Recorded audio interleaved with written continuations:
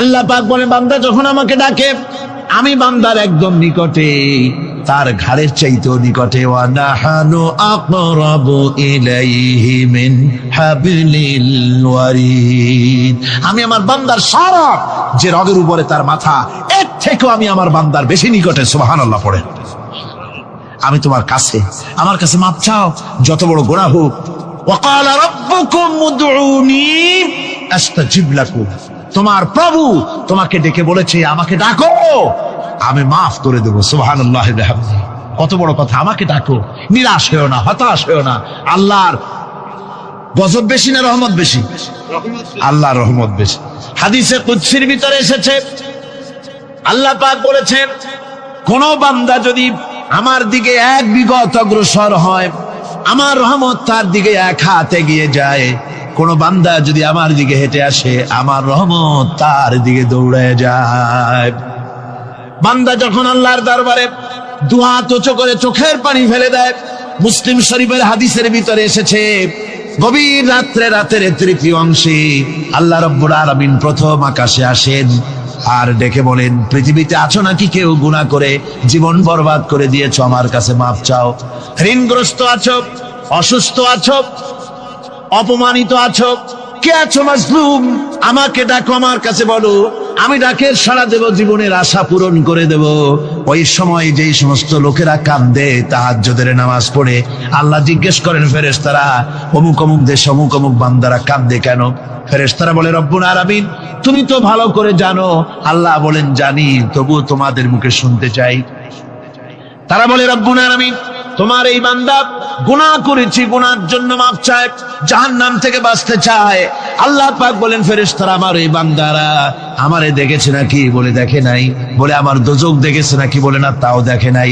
আমার বেহেশত দেখেছে নাকি? বলে না, তাও দেখে নাই। আল্লাহ পাক বলেন ফেরেশতারা সাক্ষী থাকো, ওরা আমাকে দেখে নাই, আমার বেহেশত দোজখ কিছুই দেখে নাই, শুধুমাত্র আমার নবীর কথা, আমার কোরআনের কথা বিশ্বাস করে আরামের ঘুমকে হারাম করে যেভাবে তারা কাঁদতেছে, সাক্ষী থেকে যাও ফেরেশতারা, আমার রহমতের দরিয়ায় জোশ মেরেছে, আমার ওই ক্রন্দনরত বান্দাগুলিকে আমি আল্লাহ মাফ করে দিলাম। সুতরাং মুমিন বান্দা যারা, আল্লাহর মুমিন বান্দা যারা, এই ইমানের কোয়ালিটি, এটাও হতাশায় নিরাশায় ভেঙে পড়বে না। গুনাহ তো মানুষই করে, গুনাহ হয়ে গেছে, মাপ চাও। তোমার গুনাহ কদ্দুর? তোমার গুনাহ যদি হয় পাহাড় সমান, আল্লাহর রহমত আকাশ সমান। জাহান্নামের কঠিন শাস্তি থেকে বাঁচতে হলে আল্লাহর প্রতি ঈমান আনতে হবে। আর ঈমান আনলে যে কোয়ালিটিগুলি হওয়া উচিত, সেগুলি আমি আপনাদের সামনে আলোচনা করছি। এরপর আরেকটি কোয়ালিটি হবে মুমিনের, তা হলো কঠোর কঠিন বিপদে অবিচল থাকবে, বিপদে ভেঙে পড়বে না। বিপদ আপদ, শত্রুতা, ক্ষয় ক্ষতি যা কিছু হয় সবই আল্লাহর পক্ষ থেকে, এটা মেনে নিতে হবে এবং ধৈর্য ধারণ করতে হবে। বিপদ মুসিবত শুধু উম্মতের জন্য নয়, দুনিয়ার সমস্ত নবীদের বিপদ এসেছে, হয় নাই? নবীদের বিপদ আসে নাই? কোরআনে কারীম থেকে শুনুন, আল্লাহ রাব্বুল আলামিন বলেন, وَكَذَلِكَ جَعَلْنَا لِكُلِّ نَبِيٍّ عَدُوًّا مِنَ الْمُجْرِمِينَ।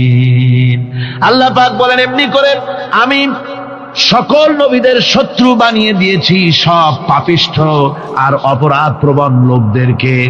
প্রত্যেক যুগে নবীদের শত্রু ছিল, প্রত্যেক যুগে নবীদের কি ছিল? শত্রু ছিল। সে শত্রু কারা ছিল?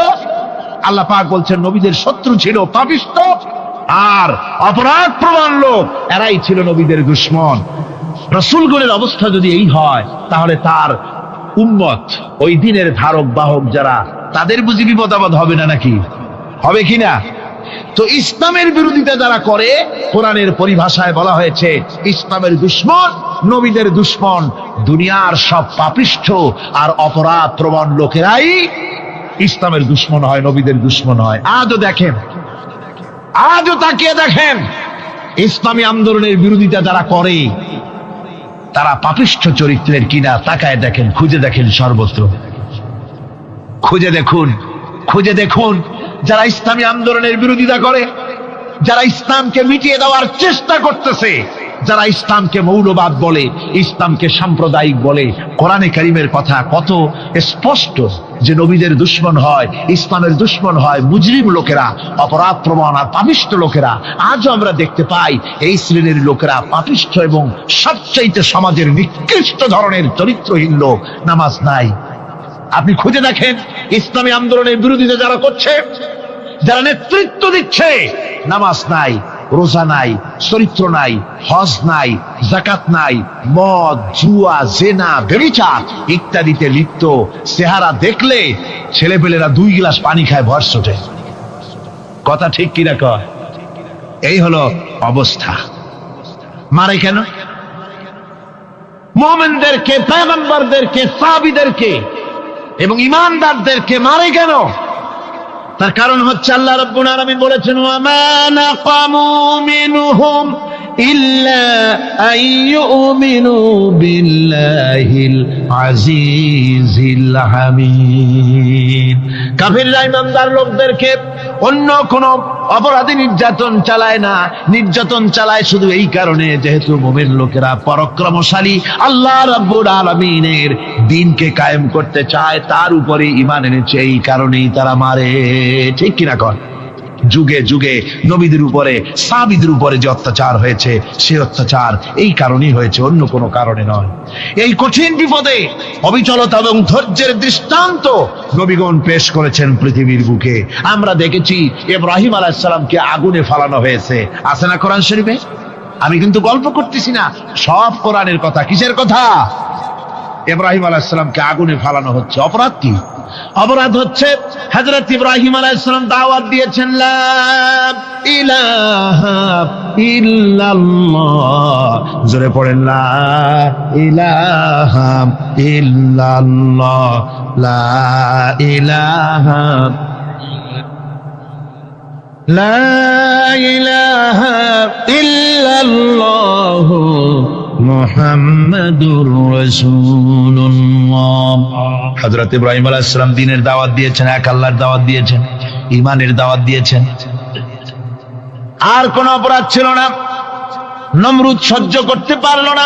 কোরআনে কারীমের মধ্যে সব কথাগুলি আল্লাহ পাক এই জন্য বিধৃত করেছেন, এই জন্য কোরআনে কারীমের মধ্যে সব কথা উঠায় দিয়েছেন, যাতে করে মুমিনেরা বিপদ আসলে পরে যেন ঘাবড়ে না যায়।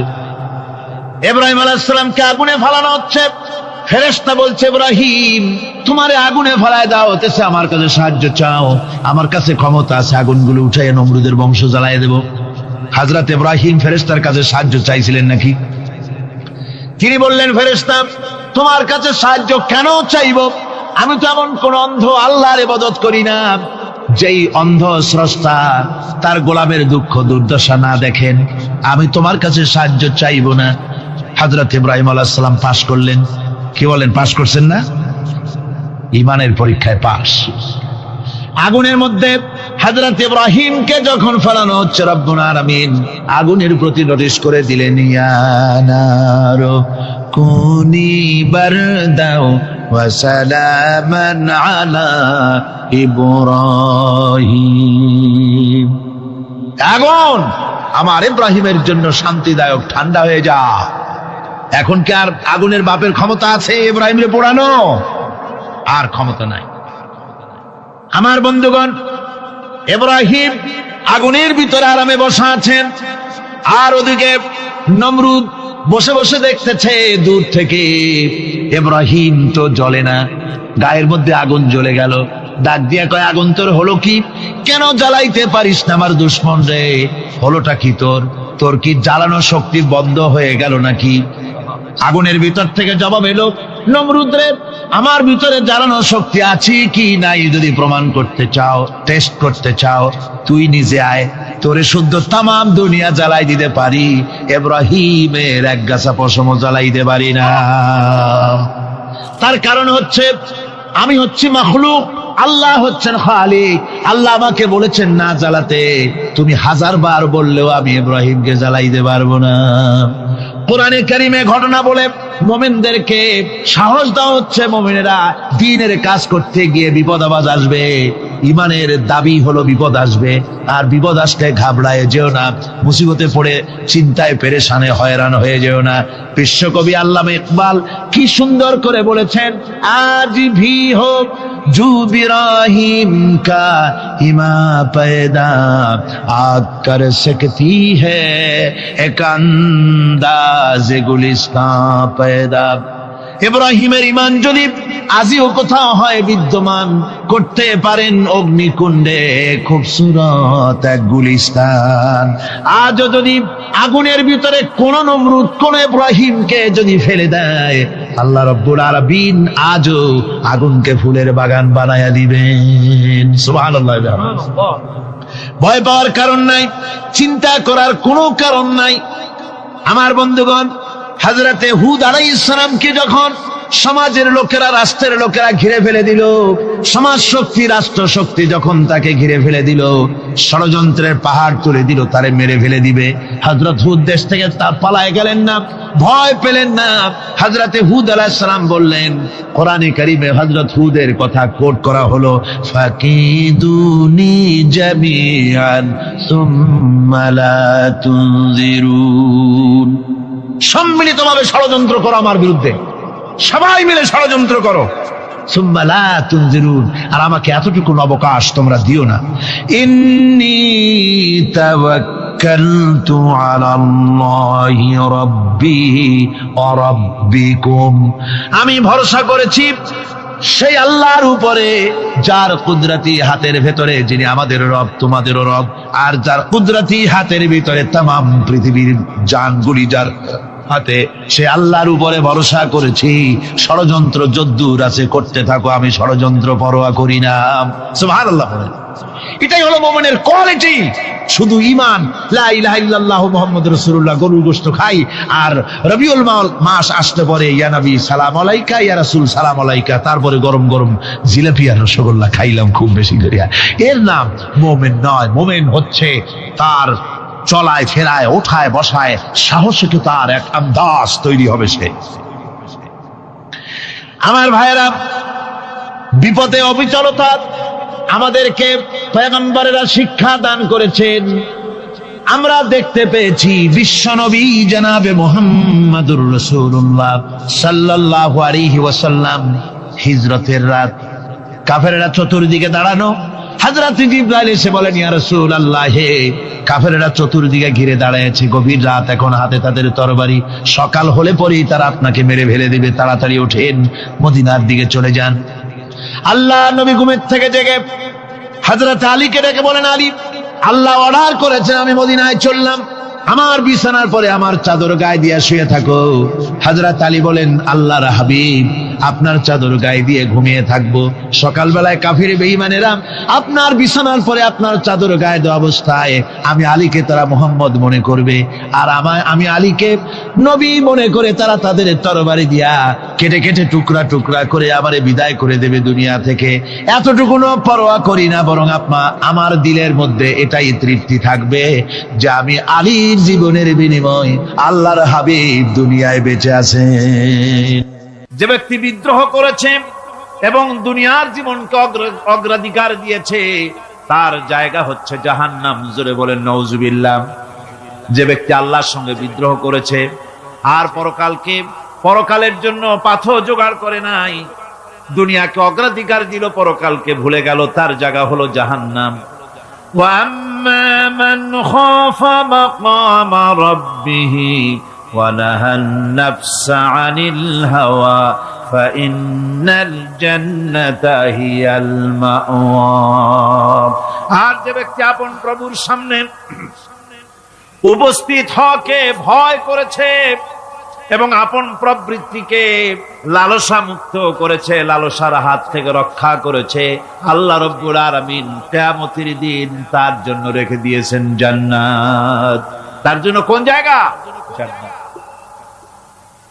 আমাদেরকে পরকাল ভিত্তিক জীবন যাপন যদি করি, তাহলে কবরের জবাবগুলি খুব আসান হবে।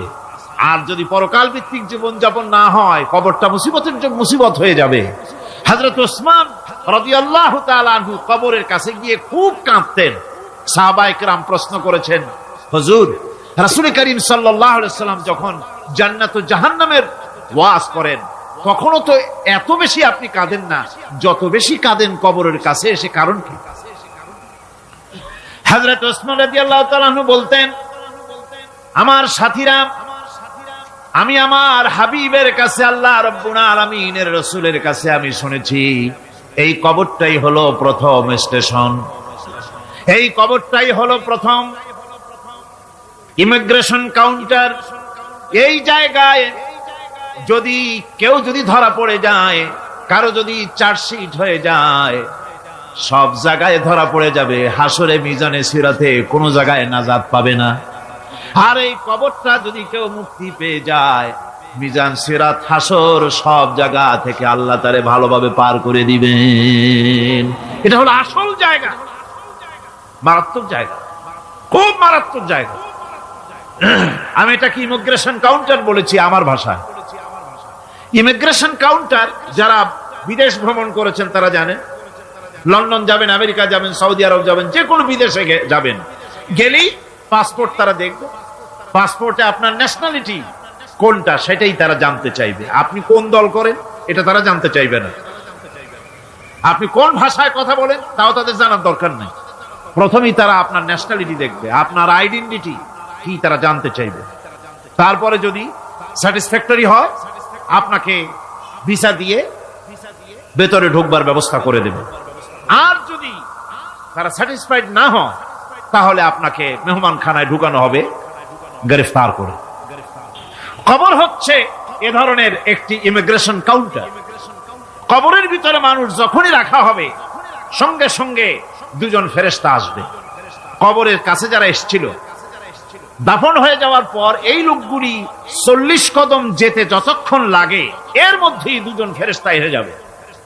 এসে জিজ্ঞেস করবে, মান রব্বুকা, তুমি কোন দল করতে? ওটা তাদের জানার দরকার নেই। চাকরি কিসে করতেন ওটা জানার দরকার নেই। ব্যবসা করতেন না চাকরি করতেন, প্রয়োজন নেই। প্রথমেই জিজ্ঞাসা করা হবে ন্যাশনালিটি, প্রথমেই জিজ্ঞাসা করা হবে তার ন্যাশনালিটি সম্পর্কে, তার আইডেন্টিটিটা কি, এবং সেটাকে সত্যায়িত করার জন্য, বোঝার জন্য 3টি প্রশ্ন। প্রথম প্রশ্ন, মান রব্বুকা ওয়া মা দীনুকা ওয়া মান নাবিয়ুকা, তোমার রব কে, তোমার দ্বীন কি, তোমার নবী কে।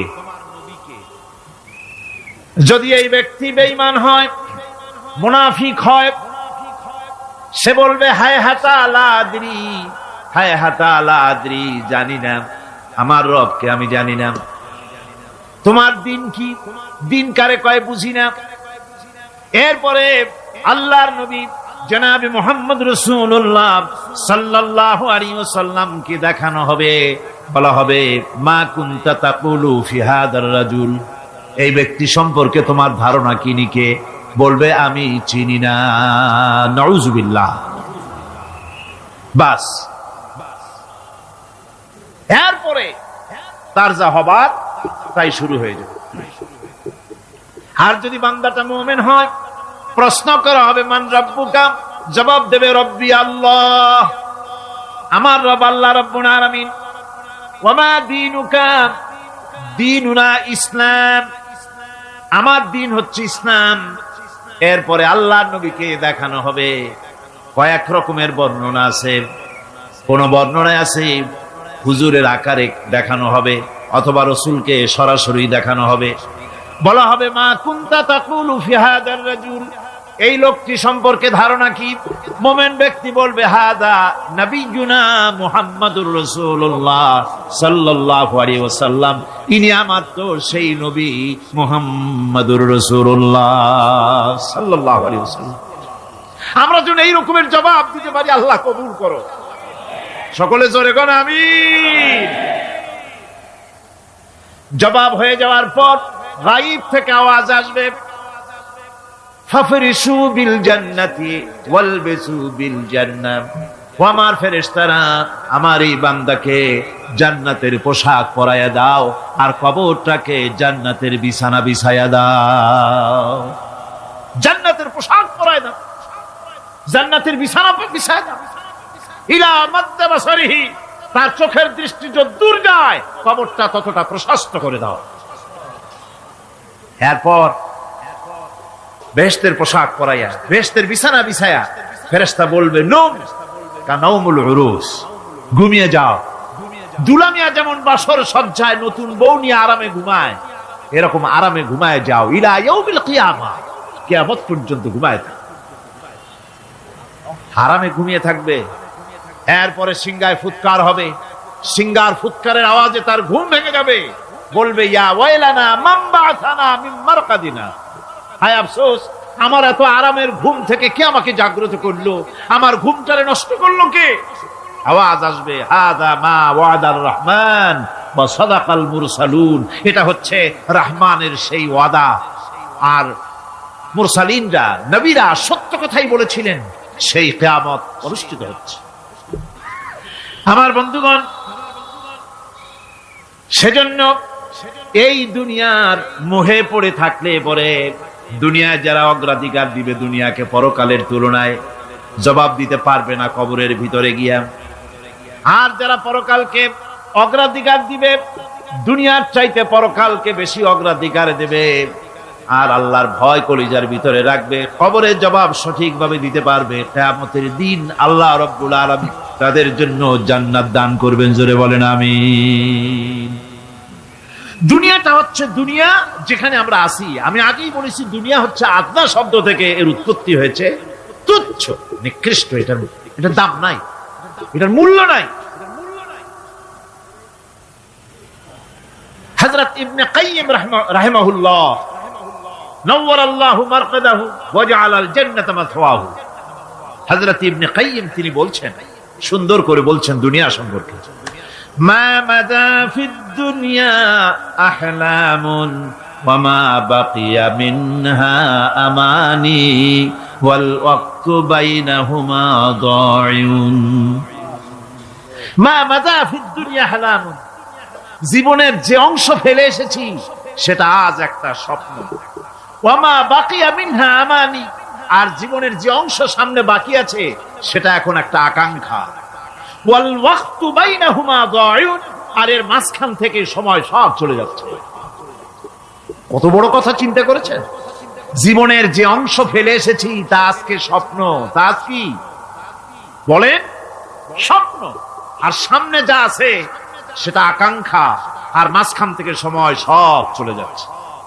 এরপরে তিনি বলছেন ওয়ামান ইয়াসহাবিদ দুনিয়া ইয়াকুন মিসলা কাবিদিন আলাল মাই খালাতুহু ফুরুজুল আসাবিঈ। দুনিয়াদারের অবস্থা হচ্ছে এই, কেউ যদি দুই হাতে পানি খামসায় ধরে, দুই হাতে কি ধরছে বলেন? দুই হাতে পানি খামসায় ধরেছে, খুব মজবুত করে ধরেছে, 2 মুঠ পানি, বলেন থাকবে কতটুকু? কতটুকু থাকবে? 1 ফোঁটাও থাকবে না, কারণ তার আঙ্গুলের ফাঁক তার সাথে খেয়ানত করবে, আঙ্গুলের ফাঁক দিয়া পানিগুলি সব বেরিয়ে চলে যাবে। সুতরাং দুনিয়া যারা চায় তারা ঠিক পানি খামসায় ধরলে পানি যেমন হাতের ভেতর থেকে খেয়ানত করে চলে যায়, যারা দুনিয়া চায় দুনিয়াও তাদেরকে এভাবে ফাঁকি দিয়ে চলে যায়। তবুও দুনিয়ার মায়া মানুষের এত বেশি।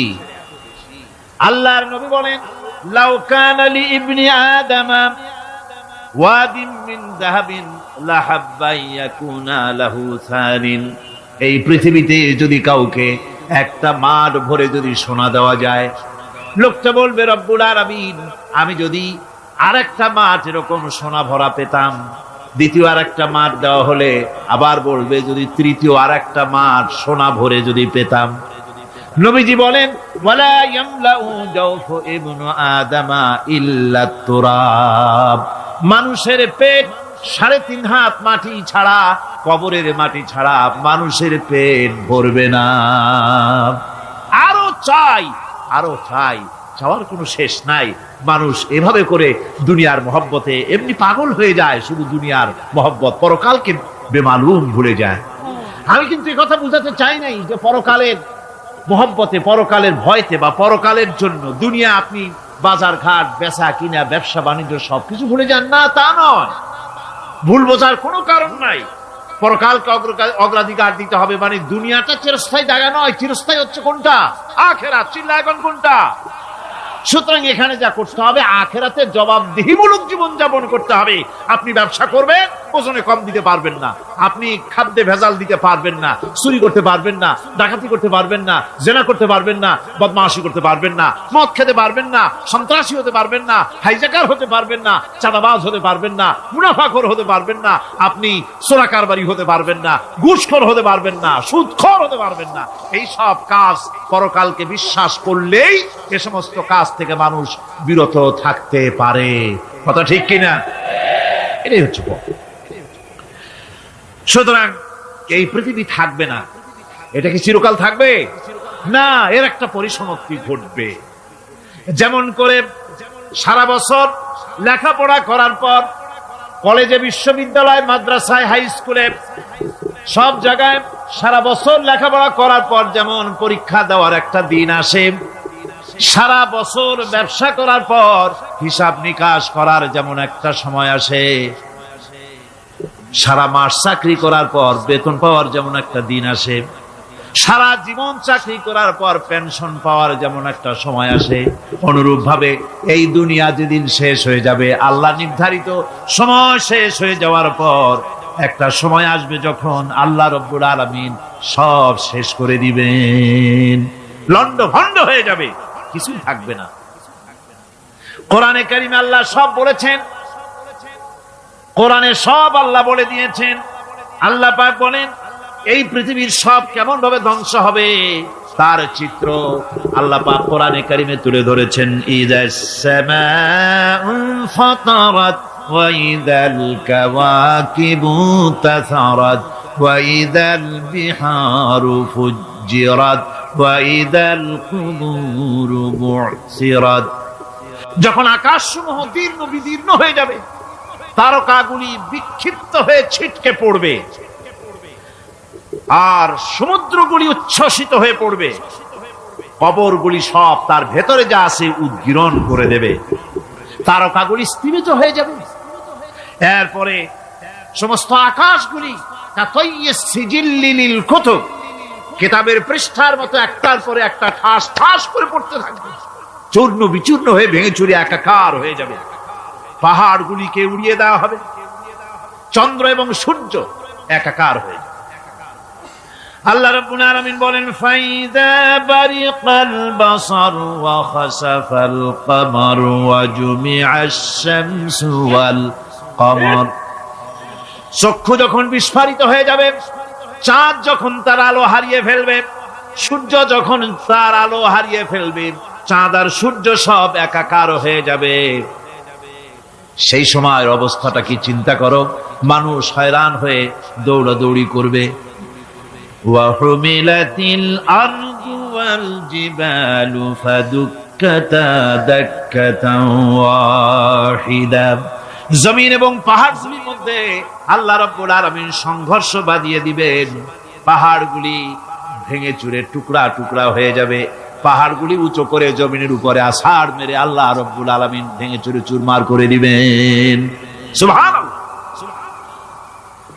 ওয়া তাকুনুল জিবালু কালইনিল মানফুশ। পাহাড়গুলো পেঁজা ধোনা তুলার মতো করে উড়িয়ে দেওয়া হবে, পাহাড় উড়ে যাবে। সুবহানাল্লাহ। পাহাড় পাথরের তৈরি করা পাহাড়, এই পাহাড়গুলি তুলার মতো হয়ে উড়বে কিভাবে? আমি এই দৃশ্য নিজের চোখে কিছুটা হলেও দেখছি। আজ থেকে 10 দিন আগে আমি ইতালি সফর করে এসেছি। ইতালির রাজধানী রোম। রোম প্রাচীন সভ্যতার লালন ভূমি। কোরআনে কারিমে সূরায়ে রোম রয়েছে, এই রোম সেই রোম। এখানের বাদশার কাছে রাসূল করিম সাল্লাল্লাহু আলাইহি সাল্লাম হেরাক্লিয়াসের কাছে চিঠি পাঠিয়েছিলেন, সেই রোম। 12 থেকে 15,000-এর মতো বাংলাদেশি মুসলমান সেখানে আছে। জুমার দিন যেদিন আমি গেলাম তার পরের দিনই জুমা ছিল। জুমার নামাজ পড়লাম ভ্যাটিকানের কাছেই বিশাল মসজিদ, ইউরোপের ভিতরে সবচাইতে বড় মসজিদ এটা, রোম, ইসলামের দুশমনদের রাজধানী। সেইখানে যখন আজান হচ্ছে আশহাদু আন্না মুহাম্মাদার রাসূলুল্লাহ, আমার অনুভূতির কথা আপনাদেরকে বোঝাতে পারবো না, কি অনুভূতির সৃষ্টি হয়েছে আমার ভেতরে। ভ্যাটিকানের পোপ এক পাশে, কিছু দূরেই ভ্যাটিকান, ওটা হচ্ছে গোটা পৃথিবীর সমস্ত খ্রিস্টানদের কাবা, ভ্যাটিকান। তার পাশেই বিশাল মসজিদ, সেখানে নামাজ পড়লাম। চিন্তার ভেতরে আসলো আল্লাহ রাব্বুল আলামিন তার হাবিবের নাম, তার তাওহীদ, তার রিসালাতকে কিভাবে বিশ্বময় ছড়িয়ে দিলেন। আবু জাহেল চাইছিল মুহাম্মদ সাল্লাল্লাহু আলাইহি ওয়াসাল্লামকে স্তব্ধ করে দেবে মক্কার জীবনেই। কত বদনাম, সাহের, কাহেন, কাযযাব, শায়ের, নাউযুবিল্লাহি মিন যালিক, কত গালাগালি করলো। আর আল্লাহ শোনালেন, হাবিব চিন্তার কোনো কারণ নাই, ওয়ারাফা'না লাকা যিকরাক, আমি আপনার প্রশংসা বিশ্বময় ছড়িয়ে দেব। সুবহানাল্লাহি ওয়া বিহামদিহি। রোম প্রোগ্রাম শেষ করে আমাকে তারা নিয়ে গেল, যেটা আমি বলছি সফর কাহিনী শোনাবার সময় এটা না, যেহেতু এর সঙ্গে প্রাসঙ্গিক সেজন্য বলছি। পাহাড় কেমনে তুলার মতো হয়ে উড়বে তার নজির দেখেছি। রোম শহর থেকে 300 মাইল দূরে, 300 কিলোমিটার দূরে নেপোলিয়ান বোনাপার্ট তার বাড়ি, এবং ওটা তার নামে একটা প্রভিন্স। ভূমধ্য সাগরের পারে ভিসুভিয়াস, পৃথিবীর সবচাইতে বড় আগ্নেয়গিরি, সেটা দেখাতে নিয়ে যাওয়া হলো আমাকে। যে পাহাড়টা পৃথিবীর মাটি থেকে তার চূড়া হচ্ছে 3 মাইল উঁচু, এর 2 মাইল গাড়িতে করে ঘুরে ঘুরে যাওয়া যায়, এরপর আর গাড়িতে যাওয়া যায় না, বাকিটুকুন যেতে হবে হেঁটে হেঁটে।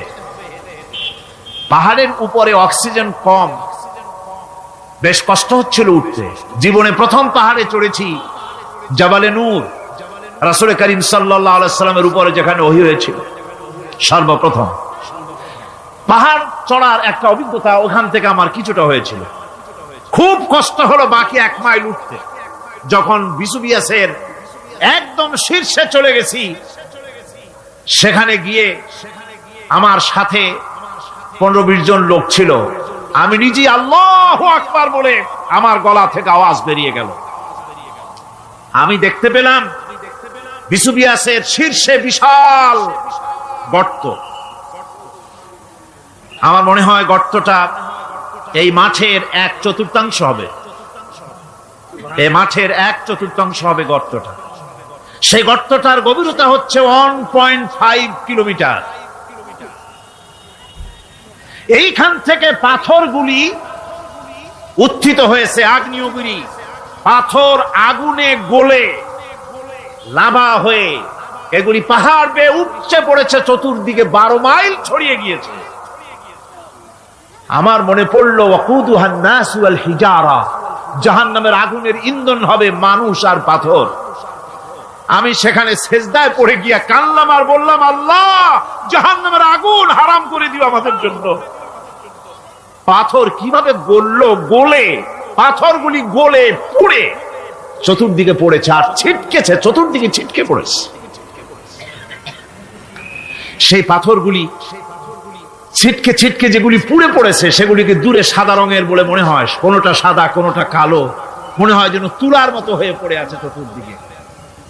1944 সনে তৃতীয়বারের মতো ভিসুভিয়াস অগ্নিগিরি যে অগ্নি উৎপাত করে, তাতে আশেপাশের 12 মাইল এলাকা এফেক্টেড হয়ে যায়। পাথরগুলি গলে এভাবে বিধ্বস্ত করে দিয়েছে। এখান থেকে এখানে জোহরের নামাজ, আসরের নামাজ আমরা পড়লাম, আল্লাহর কাছে খুব দোয়া করলাম। এখনো ধোঁয়া উঠতেছে, এখনো পাহাড়ের ফাটল দিয়ে ধোঁয়া উঠছে। একজন হাত দিয়ে আমাকে বলল যে খুব গরম লাগে ধোঁয়াগুলি। ওখানকার লোকেরা বলল যে ভেতরে এখনো আগুন আছে, তবে সুপ্ত, যে কোনো মুহূর্তে আবার তা জাগ্রত হতে পারে। আমরা সেখান থেকে নেমে এলাম। একটু কিছু দূর গিয়েই সেখানে হলো পম্পেই শহর। এই পম্পেই শহরটা হচ্ছে ঈসা আলাইহিস সালামের জন্মের 2000 বছর আগে এই শহর তৈরি হয়। ঈসা আলাইহিস সালামের জন্মের 179 বছর পর ভূমিকম্প হয়। সেই ভূমিকম্পে গোটা পম্পেই শহরটা পৃথিবীর মানুষের চোখের আড়াল হয়ে যায়, ধ্বংস হয়ে যায়, মাটির তলায় গরক হয়ে যায়। আজ থেকে 200 বছর আগে মাটি খনন করতে গিয়ে এই শহর আবিষ্কৃত হয়। পুরা শহরটা খুঁড়ে তারা বের করেছে 180 হেক্টর জমিনের উপরে এই বিশাল শহর। ঘুরে ঘুরে দেখলাম, গাড়ি চলে না সেখানে, পায়ে হেঁটে দেখতে হলো। প্রশস্ত রাস্তা। আজ থেকে 4000 বছর আগের মানুষেরা রাস্তা বানাতে জানতো পাথর দিয়ে, এবং রাস্তার দুধারে তাদের ছিল ফুটপাত, পানির ব্যবস্থা, নগরায়নের সব রকমের সুযোগ সুবিধা। তারপরে সেখানে বিচারালয়, এরপরে দোকানপাট, বাজার ঘাট, সবকিছুর ব্যবস্থা রয়েছে। বিশাল বিশাল পাথরগুলি দিয়ে পিলার তৈরি করা। ভাবলাম এই পিলারগুলি, এই পাথরগুলি তারা কিভাবে ক্রেন ছাড়া এত উপরে উঠালো কি করে, আমার মাথায় আসলো না। পাথর কেটে কেটে সুন্দর সুন্দর অঙ্কন শিল্প তারা করেছে। এরপরে ঘুরতে ঘুরতে বাদশার রাজার বাড়িতে গিয়ে ঢুকলাম। সেখানে গিয়ে দেখলাম উলঙ্গ এত মূর্তি পাথরের তৈরি করা। পাথর কেটে কেটে দেওয়ালে যৌন মিলনের এমন কোন অশ্লীল ছবি নাই যা তারা সেখানে তৈরি করে নাই। উলঙ্গ মূর্তি আর উলঙ্গ যৌন মিলনের অসংখ্য ছবি দিয়ে এই এলাকা ভরা। তখন আমি বুঝলাম আল্লাহর গজব হওয়ার কারণটা কি, এই শহরটা মাটির নিচে গরক হয়ে যাওয়ার কারণটা কি। আল্লাহ পাক জেনা ব্যভিচার যে দেশে বেশি হয় আল্লাহ পাক বরদাস্ত করে। দুশ্চরিত্র যে দেশের মানুষ দুশ্চরিত্র হয়ে যায়, জেনা ব্যভিচার বেশি হতে থাকে, আল্লাহ গরক করে দেন, গজব দেন। এই গজব এক এক সময় এক এক রকমের হয়ে আসে। কখনো মাটির নিচে দাবায় দেয়, কখনো মহামারী, কোন দেশে কলেরা, কোন দেশে জলোচ্ছ্বাস, কোথাও ভূমিকম্প, আর সর্বশেষ এই জেনা ব্যভিচারের জন্য আল্লাহ পাকের চূড়ান্ত এই যৌনতার অশ্লীলতার জন্য চূড়ান্ত গজব বর্তমান বিশ্বের জন্য এইডস। আল্লাহ পাক এই গজব দিয়েছে।